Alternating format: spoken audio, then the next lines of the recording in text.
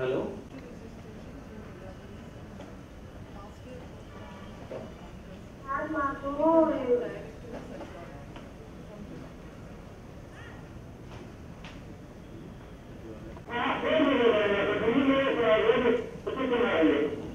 ఇప్పుడు జరుగుతుందా?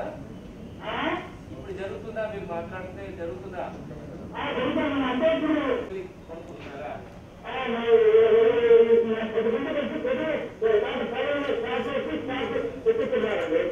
సరే నోట్ చేసుకున్నారు. మీరు ఎదురుగా పంపుతాము.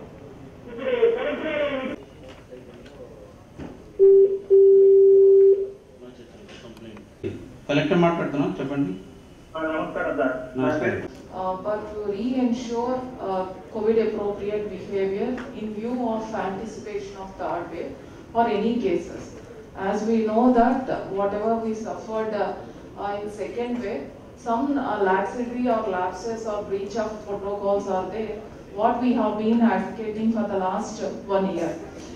So to lessons, out of those lessons, now we wanted to implement the COVID appropriate behaviors as per the protocol in all the institutions and public spaces and in schools, all not only institutions, public spaces, religious and individually also.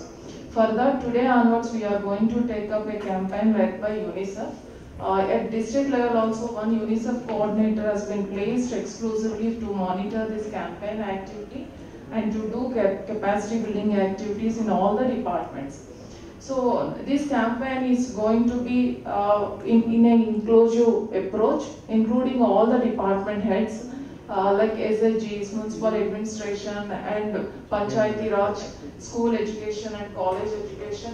So almost all the departments, wherever there is a scope for the capacity building activities and implementation of our COVID appropriate behavior strategies, all are involved in addition to health department. And those departments are also responsible for maintenance of those protocols in their institutions and offices and lead activity sources. So with the permission of Collector sir, I request State UNICEF Coordinator Dr. Varshit to take up a small presentation, how we are going to take up, how we are going to communicate risk analysis and risk factors in COVID management and how we are going to educate the community. Overall strategy on RCCE, risk communication and community education. So with this background, manami ee COVID appropriate behaviors ni tarvata vaccination acceptance ni increase cheyadanike we have prepared this draft plan.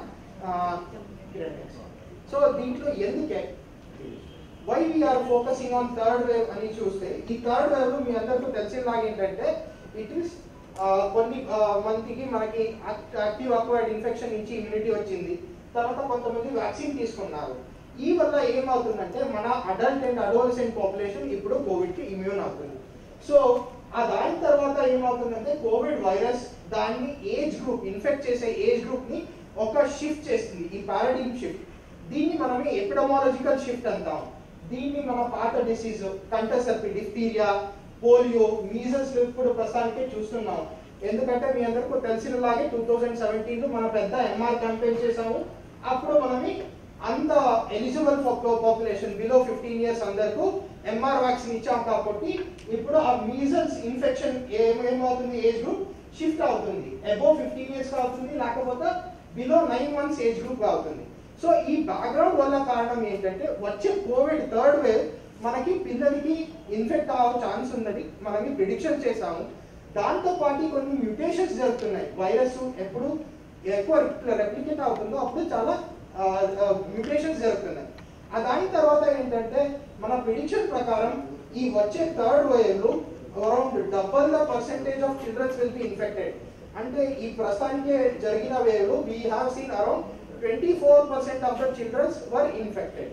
So అలాగే దాన్ని వచ్చే third wave లో it can double.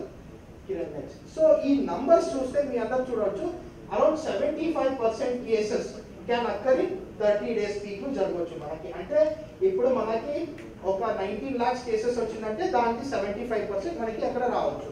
తర్వాత దీన్ని మన hospital admissions కూడా పెరుగుతుంది. దాంతో పాటు మనకి హాస్పిటల్ రిక్వైర్మెంట్ అలాగే మన ఐసీయూ అడ్మిషన్స్ కూడా పెరుగుతుంది. సో ఈ ద నంబర్స్ ఆర్ మనం ఇక్కడ మెన్షన్ చేస్తున్నాము. These are the estimated numbers Kiran గారు. సో ఈ దానికి మనం ఏం ప్రిపేర్ చేస్తున్నాం అంటే డ్రగ్స్ ప్రిపరేషన్ ఒకటి ఉంటుంది, అంటే పీడియాట్రిక్ ఫార్ములేషన్స్ మనకి కావాల్సి పడుతుంది.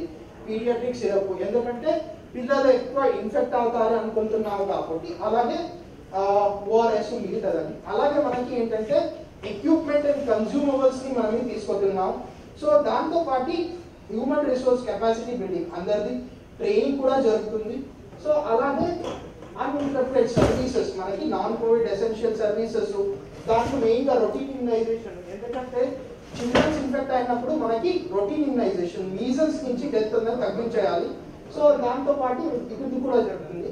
అలాగే మనం ఏంటంటే ఫిఫ్త్ పాయింట్ కి ఫోకస్ చేయించింది risk communication and community engagement strategies. ఈ risk communication and community engagement strategies లో మనం ఏమేం చెయ్యాలి.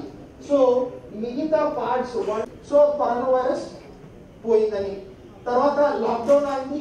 సో ఇప్పుడు మనకి అన్ని కోవిడ్ అప్రోప్రియేట్ బిహేవియర్స్ పాటించాలని అవసరం లేదని, తర్వాత వ్యాక్సిన్ ఉన్న మనకి ఏంటంటే ప్రొటెక్షన్ వచ్చింది, వ్యాక్సిన్ తీసుకున్నామని, తర్వాత నాకు ఆల్రెడీ కోవిడ్ వచ్చింది, ఈ సెన్స్ ఆఫ్ కాన్ఫిడెన్స్ వచ్చింది. సో ఈ అన్ని మిత్స్, ఇవన్నీ ఈ మిత్స్ ని మనకి థర్డ్ వేవ్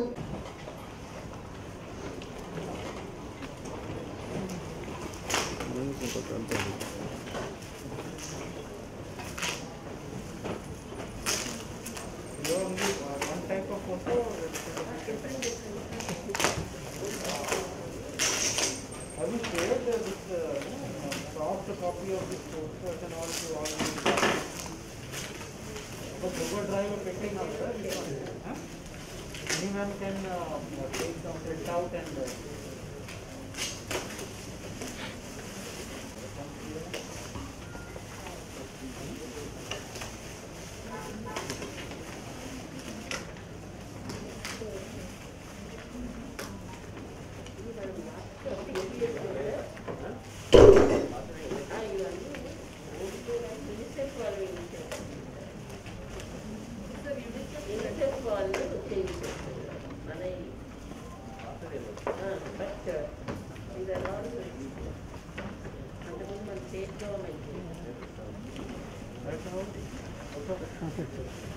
మేడం గారు